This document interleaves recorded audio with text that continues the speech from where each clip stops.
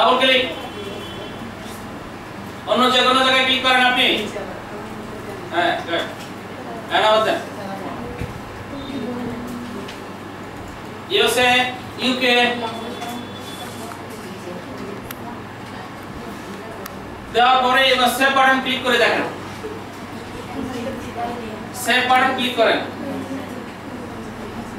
Well, এখন আর আপনার save হচ্ছে না, সে একটা ফোল্ডার মানে একটা ডায়ালগ বক্স আসছে, অন্য আরেকটা সেভ করতে চাচ্ছে, তাই না?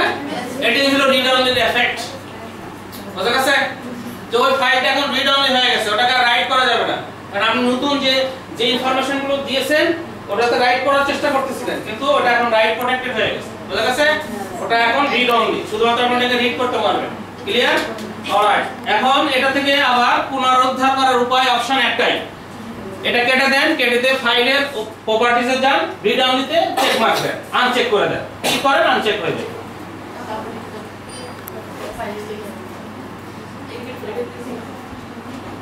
বুঝা গেছে কথা? তাহলে এই রাইট ক্লিক করবেন, প্রপার্টিজ, এই এখানে রিড অনলি এরকম ভাবে আছে, আবার চেক ক্লিক করলে চেক মার্ক উঠে যাবে। একবার দিলে চেক মার্ক যাবে, আরেকবার দিলে চেক মার্ক উঠে যাবে। বুঝা গেছে কথা? Yes or no?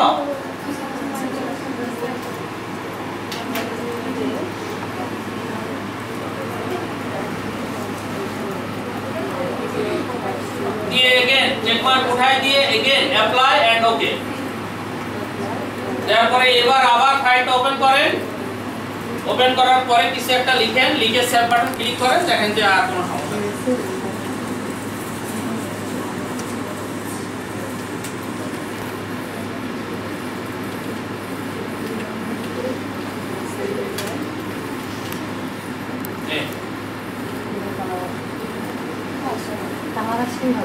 Yes? Yes or no?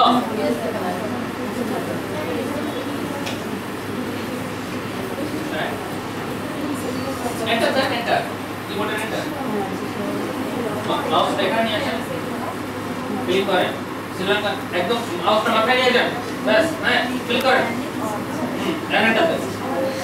बस चलो।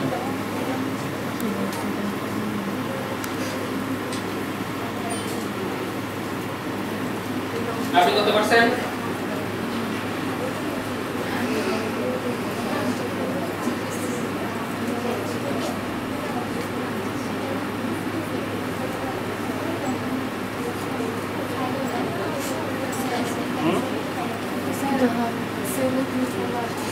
কোনটা? আর আসবে না তো, অলরেডি রিমুভ করে দিয়েছেন, তাহলে এখন আর রিড অনলি নাই। এখন কোনো কিছু যদি আপনি লিখেন, দেখেন ক্লিক করেন, এন্টার দেন, আর লিখছেন, এক্সেলেন্ট। তাহলে দ্যাটস ইট।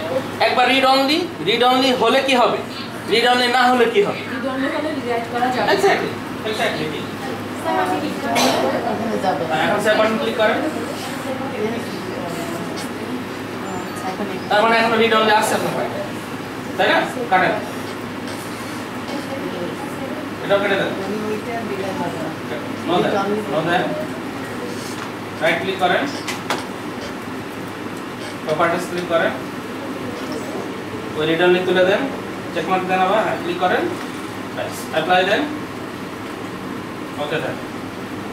এবার ওপেন করেন ফাইলটা, এবার ফাইলটা ওপেন করেন, ফাইল ওপেন করেন। হ্যাঁ, ডাবল ক্লিক, আপনি হাতটা খুব এতে রিল্যাক্সে কাজ করেন।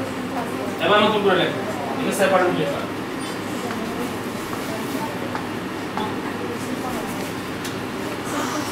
নাও আমি বিশ্বাস করি যে আপনাদের কেউ কেউ হয়তো কোনো অ্যাডমিনিস্ট্রেটিভ জবটা করেন, অনেক সময় এরকম হয়ে থাকে যে ফাইলে পাসওয়ার্ড দেওয়া, তাই না? অনেক সময় যাতে আপনি চান